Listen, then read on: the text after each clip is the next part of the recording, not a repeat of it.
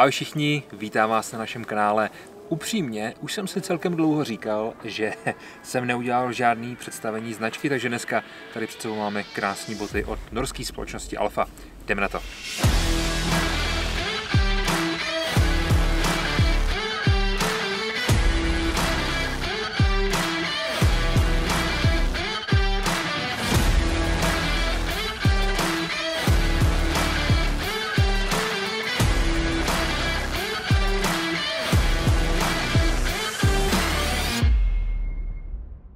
Ještě jednou vás tady všechny vítám, jak dobře víte, moje jméno je Lukáš, pokud to nevíte, tak už to víte a dneska se společně tady podíváme na tuhle značku, na tyhle boty. Jak jsem říkal, jmenuje se Alfa a jedná se o norskou společnost, která sídlí v městě Jaren, což je asi 70 km severně od Osla a to si myslím, že ohledně geografických údajů asi stačí. Nicméně byla založena v roce 1931 a od té doby se může pyšnit relativně dost velkýma úspěchama, například poskytovala boty pro nějaký polární expedice, samozřejmě i pro nějaký další expedice a tak dál. Nicméně dodává ať už pro nás, takový ty smrtelníky, kterým stačí dobrá bota na to, aby se prošli někde po horách, tak samozřejmě i ozbrojeným složkám, ale mimo to, že dělají pěkný outdoorové boty, i služební boty, tak dělají třeba i lyžařskou obuv na takový ty ski Alpy, to dneska relativně dost frčí.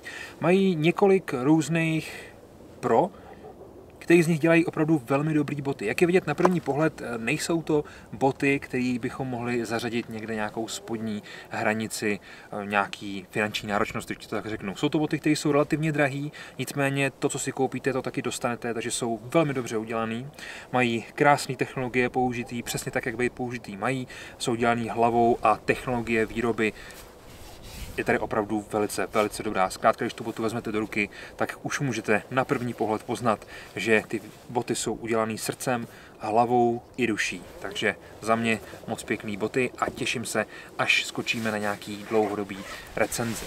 Co bychom si o nich měli říct dál? Líbí se mi, že vyrábí v Evropě. Takže tyhle boty, které tady vlastně před sebou uvidíte, tak jsou všechny vyrobené v Evropě. Nejlepší a největší výrobu mají v Rumunsku. Tam se dělá většina velkých nekožených bot, takže ať už tyhle Walkingy nebo model Ripe nebo cokoliv podobného, tak jsou vlastně dělaný v Rumunsku. Co se týče kožených bot, ty jsou dělaný na Slovensku a potom takový nízký lifestyleový lomeno takový trekovky, tak ty jsou potom dělaný na asijském trhu. Nicméně to, co tady vidíme před sebou, všude, když se podíváte, tak krásně si můžeme všimnout, že to je Rumunsko. Což si myslím, že je super, jelikož to je centralizovaný do té Evropy, což já osobně vždycky rád vidím a vždycky si rád koupím věc, která byla vyrobená tady, protože chci přece jenom podpořit ten náš trh.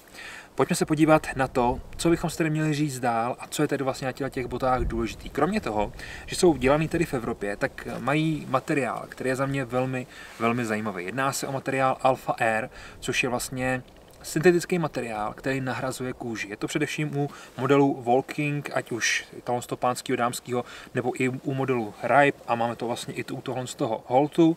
Nicméně, v čem je ten materiál dobrý? Je opravdu velice lehký, velice odolný a je bezúdržbový. Takže v okamžiku, kdy na botech máte APS, tak to znamená, že je bezúdržbový, stačí ho otřít, nemusíte ho impregnovat, voskovat, nic podobného a ten materiál tady s vámi bude velmi dlouho.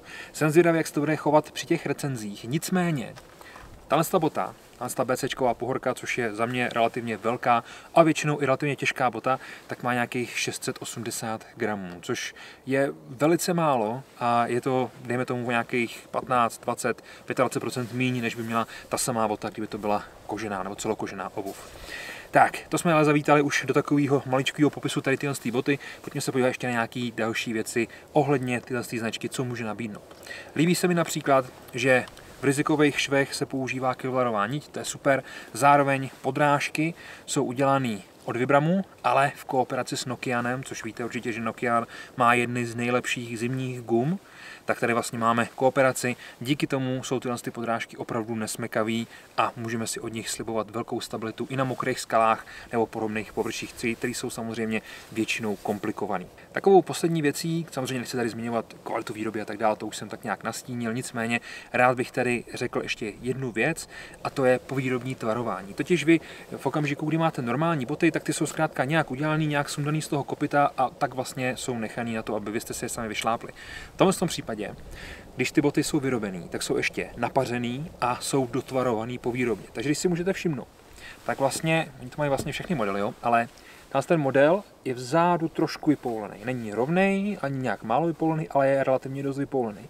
Díky tomu vy máte vlastně už celkem dost místa na patu a nemusíte ty boty tolik prošlapovat. Jsou opravdu, co se týče toho kopyta a toho vnitřního uspořádání, když si tam vklouznete tou nohou, tak zjistíte, že ve výsledku je to pohodlná bota a ani vás vlastně nedře a ani z toho vlastně nemáte puchejře, což je za mě velice dobrý. Já samozřejmě momentálně mám na sobě Lovy, jsou tu Zephyry, u těch to bylo velice podobný, ale to je měkká bota, to je Ačko. To je BCčko s podobnýma kvalitama, co se týče pohodlí, což si myslím, že je opravdu velmi dobrý výkon. Pojďme tedy opustit značku jako takovou, samozřejmě se od ní ještě hodně dozvíte potom v těch konkrétních videích a pojďme se podívat, jaký modely jsem se tady vlastně pro vás dneska připravil. Přidali jsme jich, nebo to nějakých 6-7, budeme přidávat samozřejmě i dál, nicméně chtěl jsem tady vlastně ukázat pár modelů, abyste viděli, co to je vlastně za boty a jakým způsobem fungují.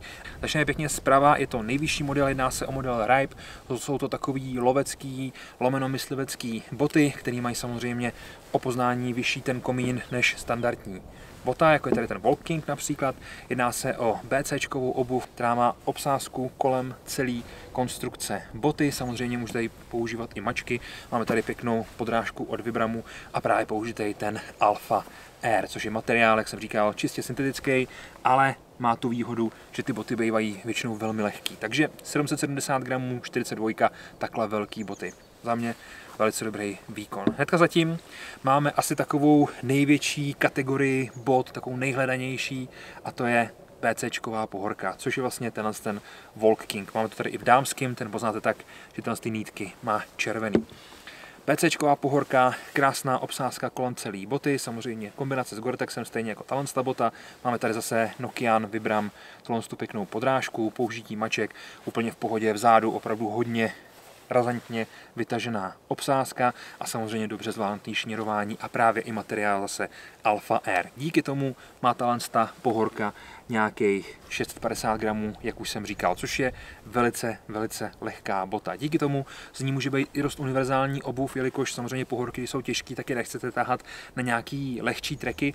V tomto případě s tou úsporou hmotnosti, což může být až půl kila na páru, je to opravdu velmi dobrý. Možná se ptáte teďka sami sebe, jestli ta perforace, která je tady také na stranách, jestli to náhodou něčemu nevadí. Za prvý, samozřejmě tyhle dírky jsou udělané tak, aby byly dostatečně malý, dostatečně velký, na to, aby se tam ta voda úplně nehrnula, ale dole pod tím je Gore-Tex, takže tam zkrátka nic neproteče. Zároveň ten Gore-Tex dobře víme, že když budeme mít nějakou opravdu lehkou botu, třeba i ten Zephyr od té Lovy, tak v těch ohybech, kde dochází vlastně při té chůzi, kde dochází k těm ohybům, tak tam časem může ten Gore-Tex odejít. Tady je to plocha, ty pohyby tady budou minimální, takže ten Gore-Tex nechci říct, že je na 1000 let, nicméně určitě vydrží, takže tady se toho vůbec nemusíme bát.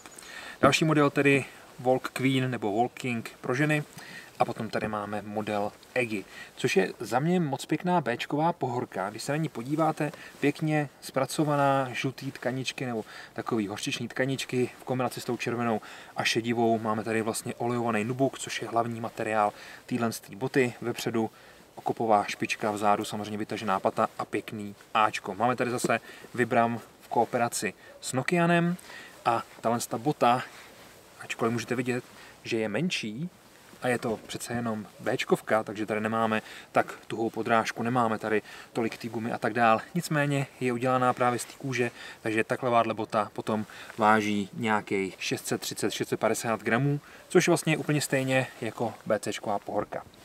Tak, v poslední řadě tady máme velice zajímavé boty. Za mě to jsou takový hybridy, nemám to slovo rád, ale občas to použiju a to vlastně přesně sedí na tyhle boty.